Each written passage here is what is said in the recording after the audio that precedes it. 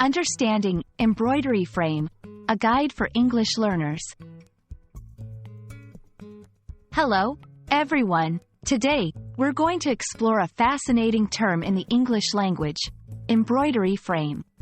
Whether you're a language learner, a craft enthusiast, or just curious, this video will help you understand not just what an embroidery frame is, but also how it's used in both literal and metaphorical contexts.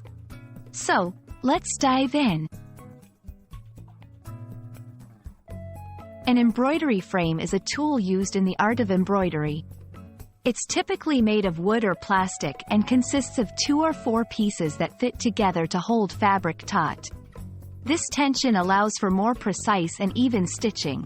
Embroidery frames come in various shapes and sizes, and they are essential for creating detailed and high-quality embroidery work. Embroidery frames have a rich history. They have been used for centuries in various cultures around the world. In this section, we'll explore the historical significance of embroidery frames and how they have been part of cultural traditions in different societies. From royal tapestries to traditional garments, embroidery frames have played a vital role in textile art. In English, embroidery frame can also be used metaphorically.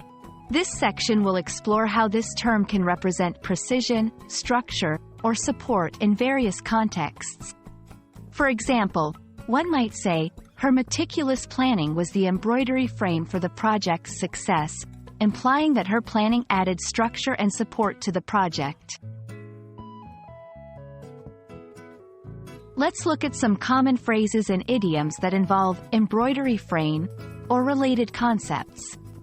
Understanding these will not only enhance your vocabulary but also give you insight into the cultural aspects of language use.